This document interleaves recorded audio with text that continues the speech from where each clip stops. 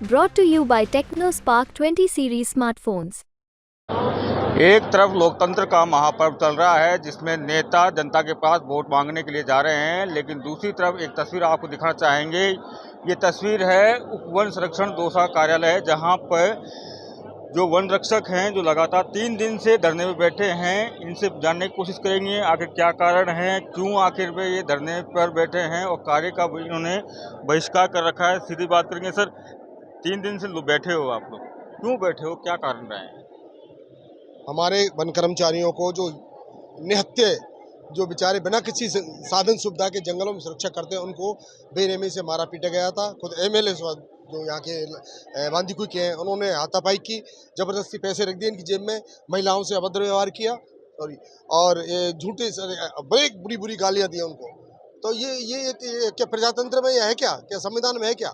तो हम इसका विरोध कर रहे हैं और हम ये चाहते हैं कि विधायक के खिलाफ फैलौज की जाए और जो हमारे निलंबित कर्मचारी हैं उनको बहाल किया जाए और हमारे जो भी पीड़ित हैं वो हमारा एक मोबाइल है महिला से लिया, उसको भी दिलाया जाए। तो हम सारी मांग कर रहे हैं। इसके लिए हमारे पूरे दौसा जिले के पदाधिकारी आए हुए हैं। हमारे अलवर से भी हमारे महामंत्री जी आए हुए हैं यूनियन के, और जयपुर से भी जिला अध्यक्ष वो हमारे यूनियन के आए हुए हैं। इस तरह से पूरे राजस्थान में धीरे धीरे ये फैल रही है आग, और अगर इसका समाधान नहीं हुआ तो स्टेट लेवल का आंदोलन होगा। अभेंडन को बंद करेंगे, जो वाइल्ड लाइफ के हमारे पॉइंट हैं उनको सबको बंद करेंगे। और हमें तो यही हमारी मांग है छोटी सी कि एमएलए के खिलाफ फैलौज हो और हमारे जो मोबाइल उनको वापस दिया जाए और जो निलंबित कर्मचारी उनको बहाल किया जाए। क्या लगता है सर, 3 दिन तो हो गए हैं, कहाँ कहाँ आप लोग जा चुके हैं, अपनी बात रख चुके हैं? साहब को यहाँ ज्ञापन दिया था इस मैटर के बारे में सारा, और डीएम साहब ने आश्वासन दिया। हमें उच्च अधिकारियों सीएमओ से तक बातचीत हो रही है हमारी। अभी आज हम सभी महासंघ के साथी के साथ और प्रदेश संयोजक हमारे साथियों के साथ यहाँ दौसा जिले के साथी हैं जो भी विभिन्न जिलों से आए हैं, उन सबने एसपी साहब को, कलेक्टर साहब को ज्ञापन दिया। उन्होंने भी पॉजिटिव बात की कि एक वर्दी वालों पे आज वन विभाग के ऊपर हमला किया, जो एक वन रक्षक, वनपाल, रेंजर, क्षेत्रीय वनाधिकारी सीओ रैंक का आता है, वो उस पर हमला होगा तो बचा ही क्या? कल पुलिस का भी नंबर आएगा। एमएलए हैं, एक जनप्रतिनिधि है, उनको ये निंदनीय घटना नहीं करनी चाहिए थी।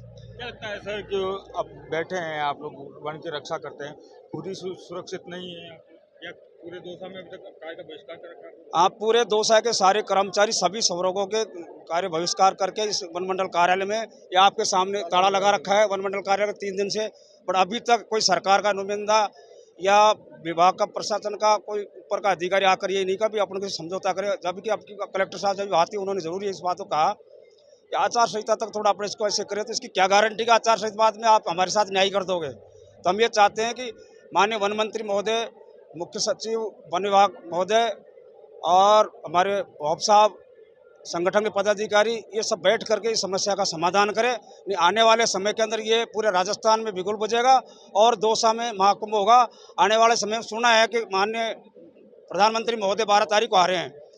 हो सकता है जब तक आंदोलन चला तो वन कर्मचारी वहाँ पे विरोध करें, रोडों पे आ जाएं, तो इसको प्रशासन और सरकार की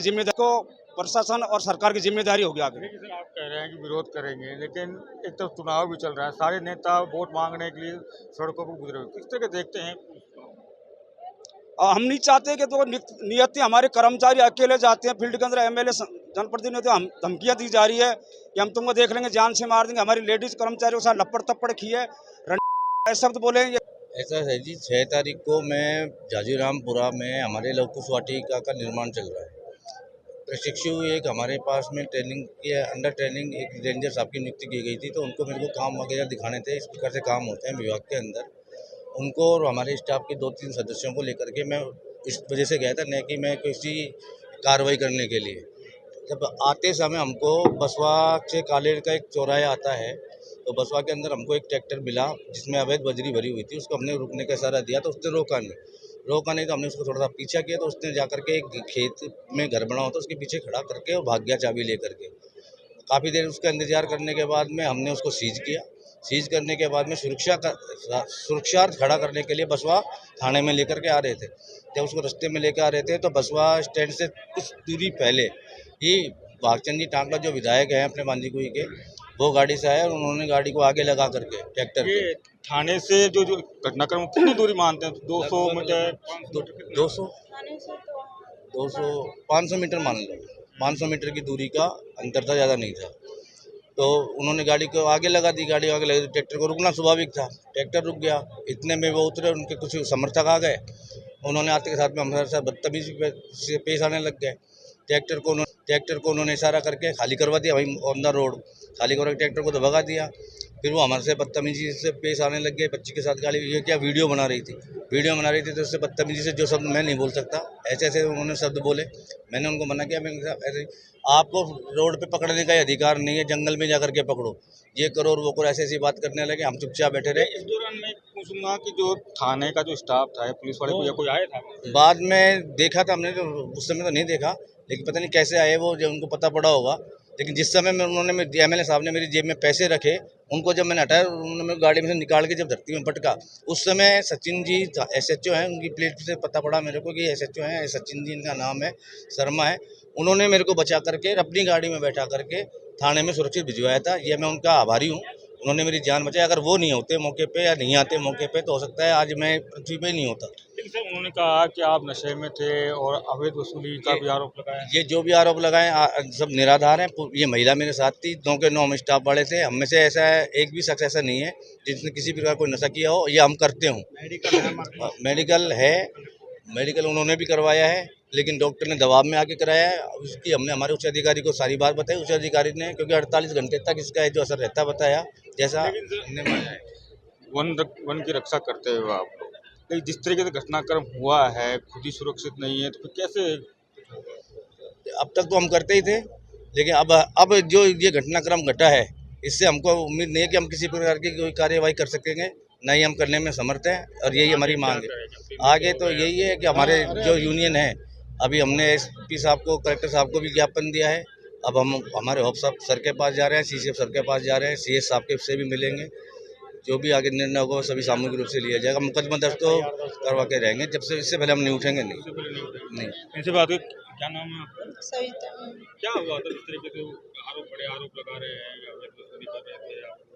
ऐसे ही एक ट्रैक्टर को हम जब्त करके लेकर सीज कर लिया था। तो रास्ते में आ रहे तो हाईवे पे बस स्टैंड के पास में विधायक खुद गाड़ी लेकर आए थे, तो गाड़ी आगे लगा दी, नहीं रोका, तो फिर गाड़ी आगे लगा के फिर हम पूरा ऐसे ही एक ट्रैक्टर को हम जब्त करके लेकर सीज कर लिया था। तो रास्ते में आ रहे तो हाईवे पे बस स्टैंड के पास में विधायक खुद गाड़ी लेकर आए थे, तो गाड़ी आगे लगा दी, नहीं रोका, तो फिर गाड़ी आगे लगा के फिर हम पूरा स्टाफ था गाड़ी में, तो रेंजर साहब को हाथ मेरे से तो बहुत गंदे गंदे बोले कि बोला भी नहीं जाता है। कहा नहीं कि आप एक जनप्रतिनिधि नहीं खाता तो सुनते खाए वो उनके आगे उनके बात, और मेरा हाथ पकड़ के खींचा था।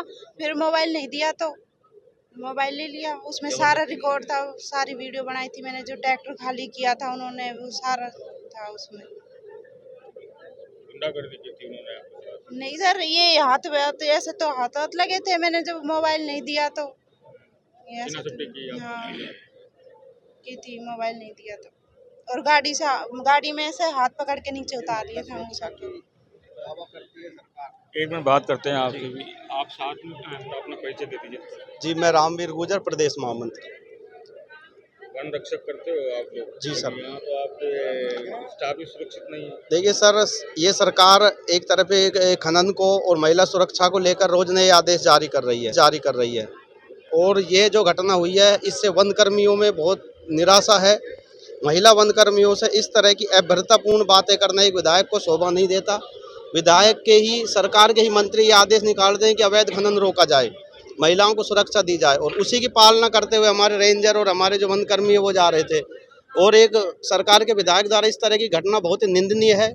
सरकार को इस मामले में संज्ञान लेना चाहिए। इस कर्मचारियों में इस घटना को लेकर आक्रोश है। अभी तो ये 200 डिवीजन पर कार्यक्रम चल रहा है, बाकी अगर इसमें हमारी मांगें पूरी नहीं की जाती हैं तो पूरे प्रदेश स्तर पर पूरे राष्ट्रीय पार्कों को, सेंचुरियों को बंद करके प्रदर्शन किया जाएगा। शीघ्र ही इस विधायक के खिलाफ गंभीर धाराओं में मुकदमा दर्ज कर कार्रवाई करनी चाहिए और इसकी सदस्यता से हटाना चाहिए। प्रधानमंत्री नरेंद्र मोदी जी आएंगे जी सर। जी सर, कह रहे थे कि अगर हमारी नहीं सुनी तो हम प्रधानमंत्री के पास जा सकते हैं। बिल्कुल जाएंगे सर, क्योंकि एक वन ग्रीन सोल्जर एक जलवायु के जो पर्यावरण है उसके एक आधार है।